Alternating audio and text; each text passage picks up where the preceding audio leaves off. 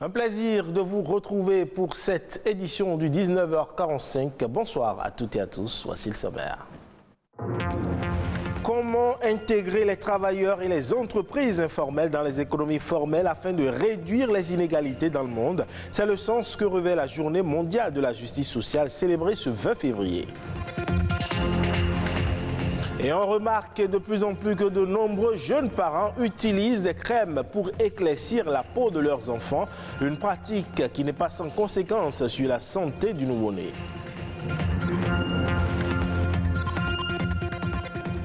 Enfin, on parle du livre qui, au-delà de ses fonctions traditionnelles, peut contribuer également au développement de la culture.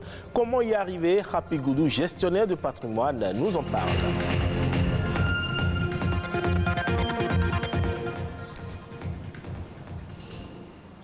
Merci à vous de nous rejoindre pour cette édition. Son corps est recouvert d'écailles.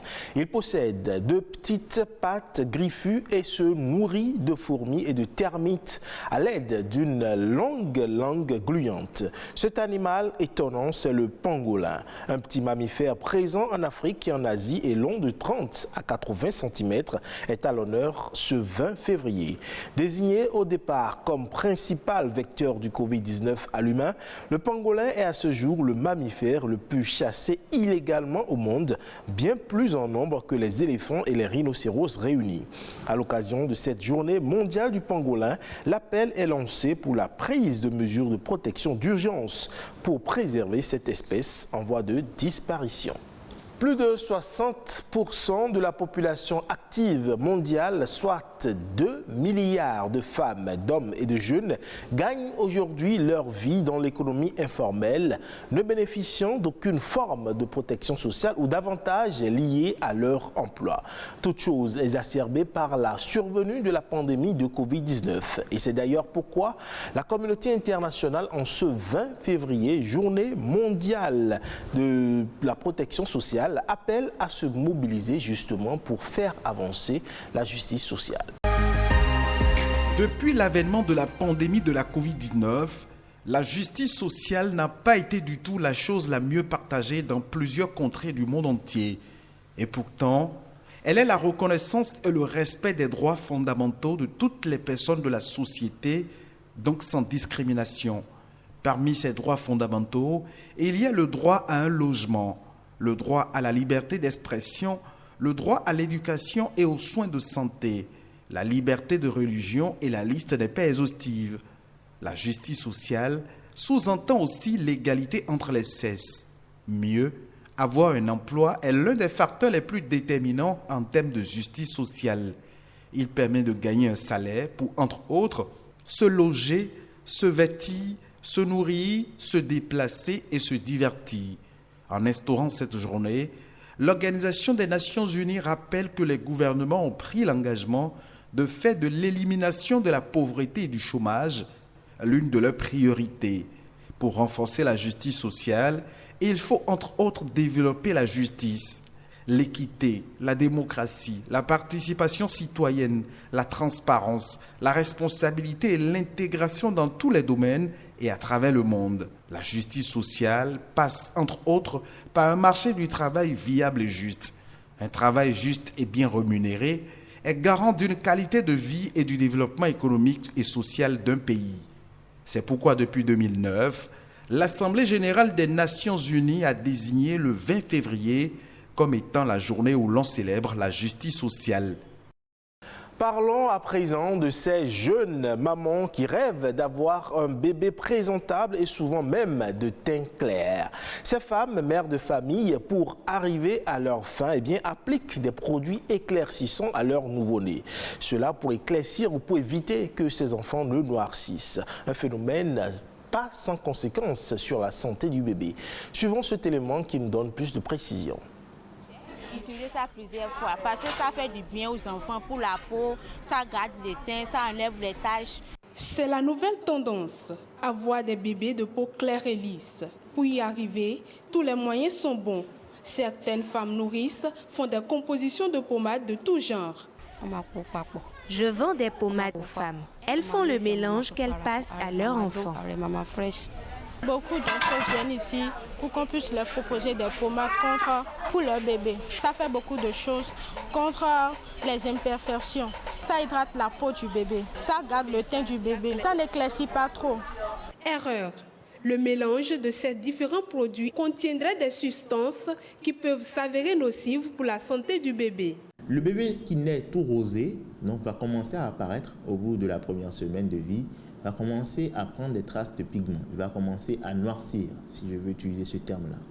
Et donc les mamans vont se dire, pourquoi mon bébé ne reste pas rosé? Eh bien les mamans vont commencer à chercher des procédés pour enrayer ce processus de pigmentation qui est un phénomène naturel, qui est un phénomène physiologique.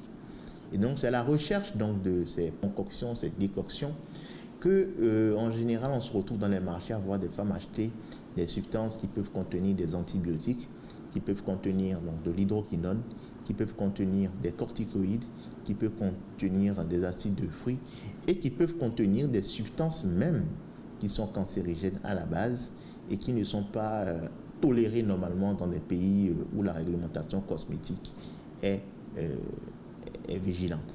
Des substances cancérigènes qui empêchent le processus de pigmentation du nouveau-né. Les conséquences sont souvent dramatiques. Ce sont des médicaments qui sont introduits au niveau donc, de la surface corporelle du nouveau-né, qui vont pouvoir pénétrer et ensuite, étant donné que les organes de l'enfant sont encore immatures, vont aller donc alors créer en général des intoxications. Les plus importantes sont l'intoxication au mercure.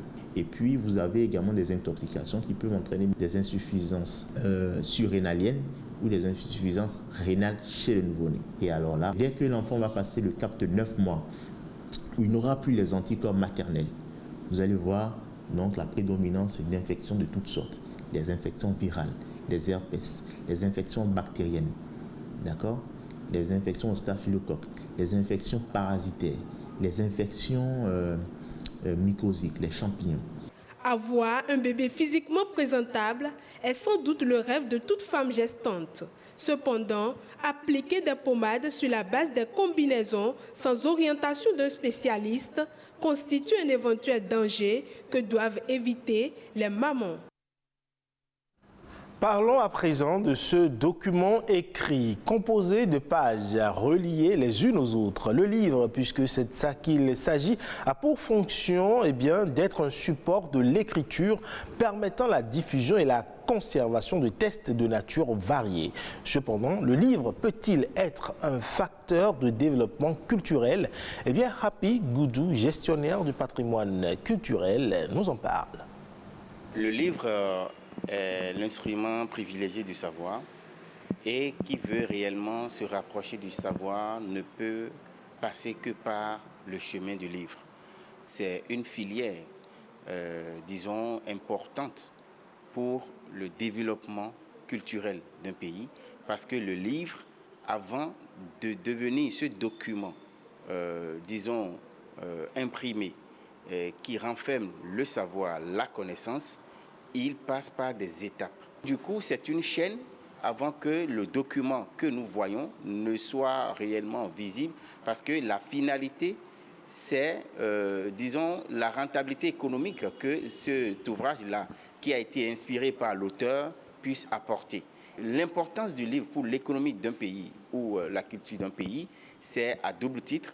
Un, ça nourrit la connaissance. Et deux, ça permet à tous ceux qui interviennent dans cette filière, les acteurs, d'en jouir, donc de pouvoir se servir donc, de cette connaissance-là pour pouvoir économiquement vivre. Depuis l'avènement du président Patrice Talon, nous avons constaté qu'il y a des encouragements à ce niveau-là où le livre est considéré comme, disons, une part importante du développement culturel et économique. À savoir que déjà, l'État a initié un projet de réhabilitation et de modernisation des bibliothèques publiques et la numérisation des fonds documentaires. Et après, il y a aussi un projet important qui est le projet du fonds de bonification qui est logé au Fonds des arts et de la culture. donc ce projet qui vient encourager les industries culturelles. Et parlant des industries culturelles, nous avons bel et bien la chaîne du livre. Du coup, cela vient donner un souffle de soulagement, donc un bouffée d'oxygène à tous ces promoteurs qui vont pouvoir désormais aller à la bancarisation de leur projet d'édition du livre, par exemple, et de pouvoir voir l'État rembourser les intérêts. Hors du Bénin à présent, c'est l'un des des plus beaux sites naturels d'Afrique. Situé dans l'est du Rwanda, il a dû relever plusieurs défis. Après le génocide, sa superficie a été réduite et sa population animale décimée. Depuis 6 ans maintenant, le site renaît et les animaux sont de retour. Il accueille désormais 13 000 espèces différentes, dont des lions qui ont été réintroduits pour la première fois depuis leur disparition dans le pays dans les années 90. Ces quelques visiteurs se sont levés à l'aube pour venir observer le réveil des animaux sur les berges du lac Yema, au beau milieu du parc national de la Kagera. Les crocodiles commencent eux aussi leur journée, tout comme ce troupeau de buffles, une espèce réputée très agressive. Comme vous voyez, les buffles en face quand même n'ont pas peur. Donc ils nous observent sans problème. Ils sont à l'aise, il n'y a pas de braconnage comme vous voyez. Car l'immense parc de la Kagera revit. Aujourd'hui, il abrite tous les animaux emblématiques de la savane. Alors qu'il y a encore 10 ans, la faune sauvage avait pratiquement disparu. En 1994, le génocide rwandais a fait près d'1 million de morts. La réserve est alors laissée à l'abandon, les rescapés y chassent pour survivre et des braconniers déciment de nombreuses espèces. Ces dernières années, une association qui gère le parc avec le gouvernement rwandais a réintroduit ici des dizaines d'animaux en provenance d'Afrique du Sud. Fin novembre, ils ont organisé le plus important transfert animalier de l'histoire. 30 rhinocéros blancs arrivés par avion. Ils viennent rejoindre 13 000 espèces d'animaux désormais présentes ici. Le roi de la savane, lui aussi, avait été chassé et éradiqué pendant 20 ans. Ça y est, je vois les lions. Il y a aujourd'hui une quinzaine de spécimens en tout. En ce moment, c'est leur période de gestation, qui est d'ailleurs très courte. Et on a vraiment eu beaucoup de naissances ces derniers temps. Voici notre salle de contrôle. Ici, des agents géolocalisent les animaux susceptibles d'être braconnés. Certains lions ont des colliers comme celui-là. Ils sont équipés de GPS et grâce à ces colliers, nous connaissons leur position toutes les 2 heures. Et s'il y a une alerte, les premiers à intervenir, ce sont eux. Une unité canine spécialement entraînée et déployée dans le parc depuis 2015. Bon chien. Des chiens de berger pour traquer les braconniers. En utilisant nos yeux, on ne peut pas voir où ils se cachent. Mais avec l'odorat des chiens, on les trouve. Résultat, le braconnage a presque complètement disparu ici. Et plus de 44 000 touristes visitent désormais chaque année la Kagera, attirés par ces animaux sauvages revenus en nombre. Et c'est tout pour ce 19h45 que vous pouvez retrouver sur le site de l'ORTB, le www.ortb.bj. Portez-vous bien et bon début de semaine à toutes et à tous.